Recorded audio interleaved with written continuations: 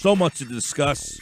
We're going to bring Tom Moore, columnist for the Bucks County Courier-Times, longtime Sixer writer, as this team constantly gives us new material. We bring Tom into the discussion and get his take on Tom. What is always an interesting team to discuss? Would you agree? No question, guys. No question at all. What do you make of tonight's game? I mean, they're at home. They're playing the Clippers. I mean, do you think winning this game or losing this game going into a 9-game break is going to be a big change in the discussion here? Because it seems like, hey, they win at home. They're supposed to win. They win at home. Or if they lose this game with all the other stuff going on around it into a 9-game All-Star break, will it magnify more? Yeah, probably a 9-day break. They beat a couple of teams that aren't very good. You have one of the best teams in the West coming in. They've won 2 in a row after, losing all 4 games on that road trip. I think, kind of a better taste in your mouth into the break, and then it's a sprint. There's only 27 games left when you come out of the break. So, I think they're 7 games back from the second spot, and that really should be, their goal to try to get that second spot. The Raptors are there now. It's going to be tough because you not only have to catch the Raptors, you have to leapfrog, the 3rd and 4th place teams to get there. But yeah, I think, I think it is a kind of a pretty good barometer of where they are and how they match up, with a very good team, a talented team, a team that's, has 2 stars, added Marcus Morris, looks like it can make a deep playoff run. Tom, you've been around this franchise for a lot of years, a lot of incarnations, a lot of front offices, a lot of ownership groups. When you see what's going on with Joel and everything, does it read to you that Joel is frustrated with the fans, the ownership group, the players on the team, the coaching staff, how do you read what we're seeing right now from all your time and all the different teams you've covered, Iverson and his back and forth issues? But when you see what's going on with Joel right now, are you reading this? Yeah, I think he's frustrated all the way around. He when he's out, let's face it, he loses his conditioning, he gains some weight, it takes him time to get back. I think Brett Brown wants him to tries to run plays for him, gives him the ball, but he's also got to demand it. I mean, when they played Atlanta to start that road trip, 10 days ago, Vince Carter was playing him as a backup center. I mean, come on. Vince Carter's, 43 years old and 6'6". That's a no-brainer. You got to just post up and demand the ball. And if Simmons or other guys don't give him the ball, that's a problem. But, I think Joel's somewhat at fault. I think he's frustrated. And, I think the fans, I think, too, the fans were kind of with him no matter what. And I think they kind of reached their breaking point. They're disappointed in the team, and they had high expectations, and they're realizing, the chances for a run to the conference finals and so on, it's not looking as likely as they thought coming into the season. I think you kind of throw it all together. Adding Al Horford, it's not working with the two of them playing together. They're both, natural 5 men. You can't post them both up all the time. Horford gets a lot of 18-footers, 20-footers. His shooting percentage is down 10% from last year because he's not getting the same shots he got with Boston. There's a lot of things going on, and it's very interesting. It'll be interesting to see how he's received, pregame and during the game tonight. Tom, I wonder about his mindset. You talked about the frustration. I think he's frustrated with injuries, with how the team is built around him. He's talked all year long about not really knowing what his role is. I think it's a conglomeration of everything. And for the first time, I wonder, and I wonder if you do too, with him putting some of the stuff out yesterday on social media, is he maybe thinking about grass being greener somewhere else if this Sixers team doesn't really do well in the playoffs this year?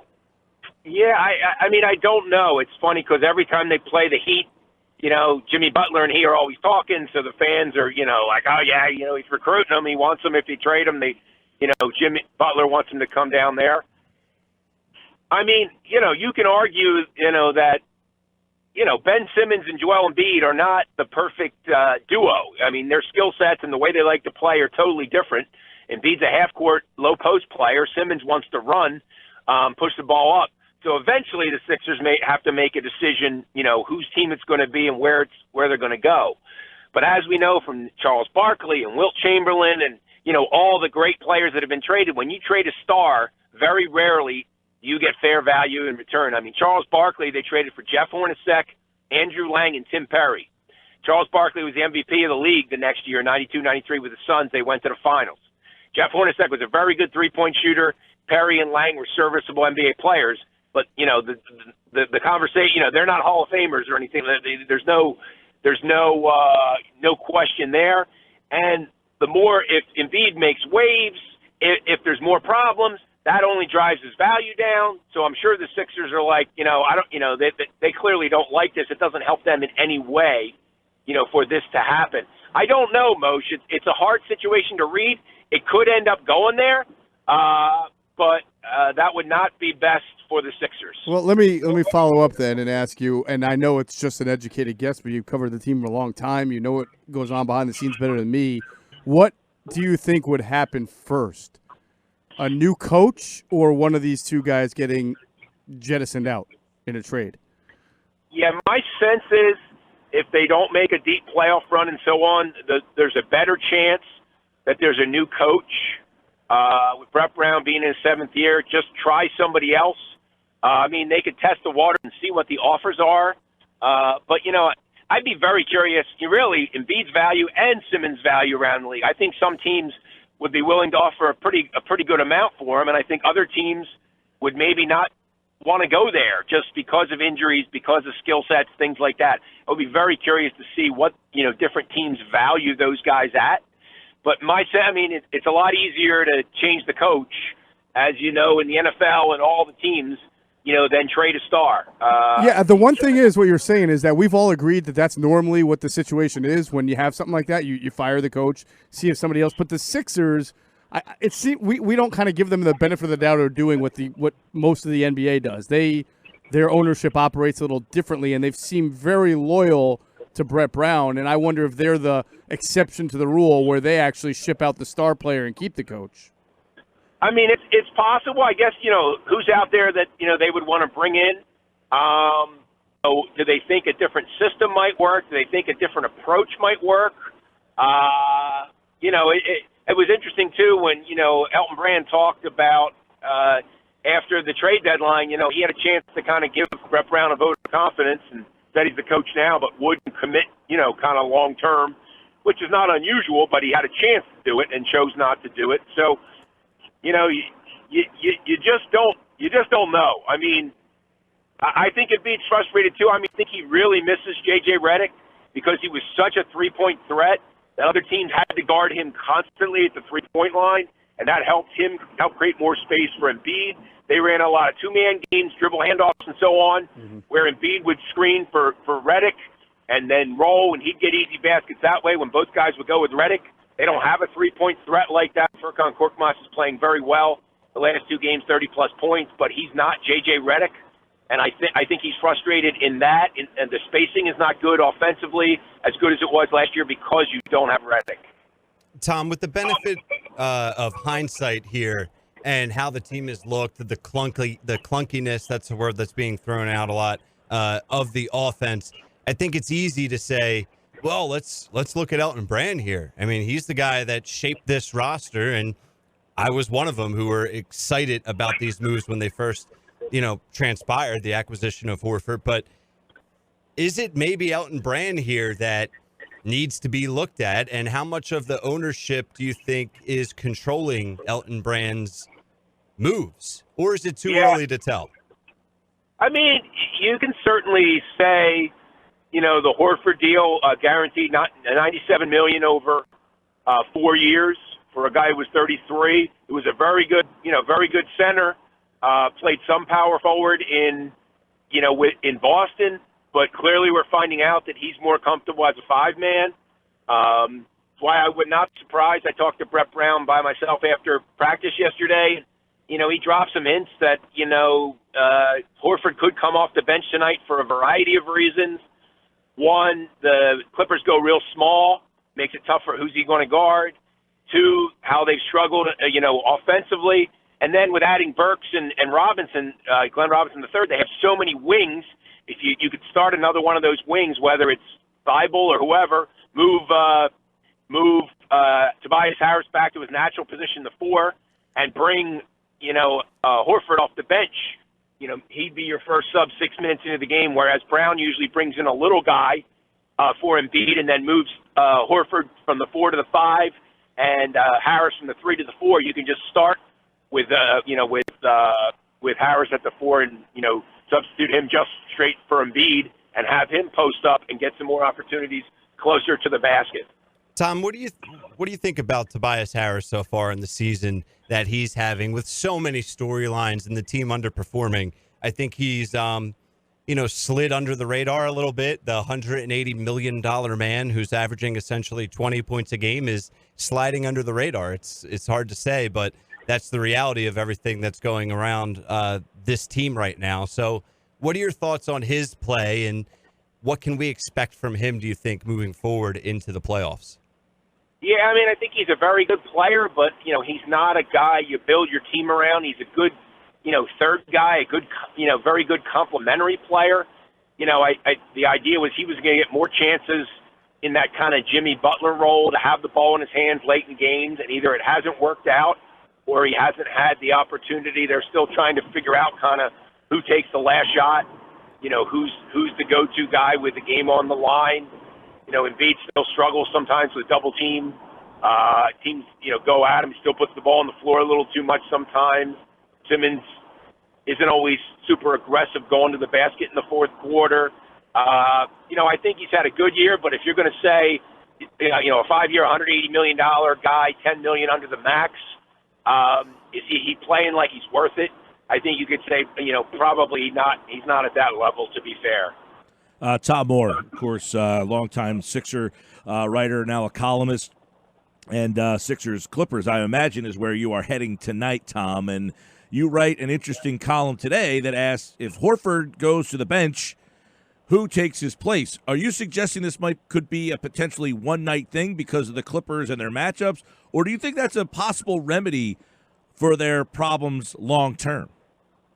It's a really good question. It's unclear. I asked Brett Brown in the group setting yesterday after practice about the possibility of going small tonight because the Clippers start 3 guards. Marcus Morris is an undersized power forward, and the Sixers having so many small guys, wing players. And he kind of said, it's something that we would consider. And then I started asking about Horford, and how he struggled and so on. And he said, it's something that we could, that we're, considering everything's on the table, and it could make sense as soon as tomorrow night, meaning tonight. I don't know. Like a team like Miami that starts 2 big guys, I could still see Horford starting per se. But most teams are smaller, and offensively he has a tougher time, and chasing smaller guys defensively too. I think he could, and maybe it might be one of those things. If you do it, he comes off the bench for a while. Maybe he gets kind of his confidence back, his aggression, his comfort level back, and then you can think about putting him back. Or maybe you take it on a game-by-game basis. It's kind of unclear at this point. Brown's done that in the past sometimes where depending on the other team, he'll go small against this team, and then, he'll go big against a team where he thinks it'll work better. It's unclear, but it sure seems like it's something that's, being considered, fairly seriously. Now, Tom, do you have any indication, because I have not been able to get a good read, but you were at practice yesterday and got a better chance to talk to Brett, on the roles he envisions for Burks and Robinson. Do you think one of those guys has the potential to start? Does one have a bigger role than the other, or is that all TBD? Yeah, I think they're both going to play. They're both going to, be counted on to score, probably off the bench to start with. Burks got in late, so he did not play in the first game. Robinson played limited minutes, was 5 for 6, and they worked yesterday at practice of kind of kind of helping those guys kind of get a feel of when and where their shots were going to come from, the plays that they would run to help them get shots. I think, they'll probably come off the bench to start with. Richardson's still coming off the bench right now because he's on a minutes restriction. He'll go back and start and replace Shake Milton. And then you could go, you could start Milton, you could start Thibault, or like you said, you could start one of those guys. I think they want to keep Korkmaz coming off the bench. But I think, they would really help as bench scorers right now. Depending, if Robinson defends well enough, maybe that's somebody that you would consider because he's got a little bit more size. It can guard threes or twos and threes for you. But I think it's all kind of to be determined. But I expect them to be bench guys at least to start with, and then as they get a better feel, and depending what happens, one of them could get a look in the starting lineup. Tom, we've talked a lot on this show about Ben Simmons and his role, how he's developed as a ball handler and obviously just as a player, especially from the offensive side of things. But do you think that we will see more of Ben Simmons off ball as we transition to postseason play and into the latter part of the season and maybe use, I don't know, they don't have a bevy of ball handlers on this roster, but I think in the postseason we will see Ben Simmons being used more as a point forward, not as a point guard. What do you think about that? That's possible. I think the way things go right now, if they don't get another point guard in the buyout market, I think there's a good chance Josh Richardson starts at the 2 and becomes the backup point. Yuck. So you could go with kind of a combo where you could play him off the ball against small lineups. You could possibly use Simmons as the 5 or even the 4, which Brett Brown has done some of that, depending on the circumstances. You have to be careful because he is best with the ball in his hands. Remember back to the playoffs last year when Jimmy Butler, had the ball in his hands in the fourth quarter, late in games. Simmons really did not have a role. You didn't post him up. Usually that was Embiid. He kind of stood off to the side and really was not a factor. So it's a little bit of a difficult puzzle for Brett Brown to solve because you have these different guys with these different strengths and weaknesses that you want to maximize, but they don't all necessarily fit together, and you kind of have to figure out, what's best. I think he will still primarily be the point guard, but there may be situations if there's mismatches or if other teams are going to try to guard him with a smaller guy, 6'6" and smaller, you may try to post him up, and he can either run the offense that way, or post up and get his little baby hook or, get to the basket that way, just go over guys. Is there a buyout guy, Tom, that you've had your eyes on that you think the Sixers would be looking at? Yeah, it's hard to say. I thought Marcus Morris might be one of those guys, and then he ended up, going to the Clippers, and he's starting right away. It's really hard to say. More like a point guard, though, like a ball handling. Yeah, I know. It's really hard to say at this point because you don't know. Some of the guys I thought might be buyout guys ended up on teams that are in the playoff hunt, so you wonder if teams would be willing to, trade them if they're just trying to make the playoffs and, if they have a relatively young team and they'd like to keep them around. But not really, not off the top of my head. I think Simmons, and I think, they're going to try Richardson. Neto is still there and does a decent job running the team. It's a little bit of a streaky shooter. I don't know, though, that you want him as your 12-minute-a-game point guard in the playoffs. It could happen that way, but I don't know that there's going to be a steady diet that way. So, March 1st is the deadline. You need to be on the roster by March 1st. Mm-hmm. So we have 2.5 weeks for that to happen, for guys to get bought out. And then, the Sixers and other teams will be trying to claim them too. So, it's not just the Sixers. All the good teams want to add guys that can help, they think, put them over the top. Now, real quick, Tom, on Sunday, Brett Brown stressed the best players are going to play. Now, that's obvious, but is his message meaning the best rotation will play? Meaning if Al Horford has to go to the bench, he has to go to the bench. If Ben Simmons has to move off the ball, then is that the message? Or when he says the best players are going to play, it's not as obvious as that sounds, correct? Yeah, I asked him yesterday, and he said he's got two driving things. Obviously, the one thing is what's best for the team, and he's also going to try to maximize individuals the best he can. Simmons typically is going to be on the floor late in games. You could argue last year if he went offense, defense, they'd have been better off taking him off the floor when Butler had the ball in his hands, but that's probably not, going to happen. But I think generally it's the group that works the best. You know, whoever has the hot hand. If Korkmaz is hot, we got to get him out there to stretch the floor. You know, he had a hard time getting Horford to play late in games anyway. Sometimes he was on the bench even when he was starting because of matchups, because of situations. So that probably will continue even if he does start sporadically. I think it's all on the table, and I think there's a lot of possibilities. But I think, you know, he wants to get his rotation set, cuts it down to 8 or 9 guys in the playoffs, and he'd like to have that ready by, you know, mid-late March to get a month or so heading into the postseason in mid-April. Tom Moore, at Tom Moore Philly, and you can follow him for tonight's Sixers-Clippers action, and you can listen to the game right here on 97.3 ESPN. Thank you, Tom. All right, guys, anytime. As always, Tom Moore, like all guests, appeared via the Boardwalk Honda Hotline.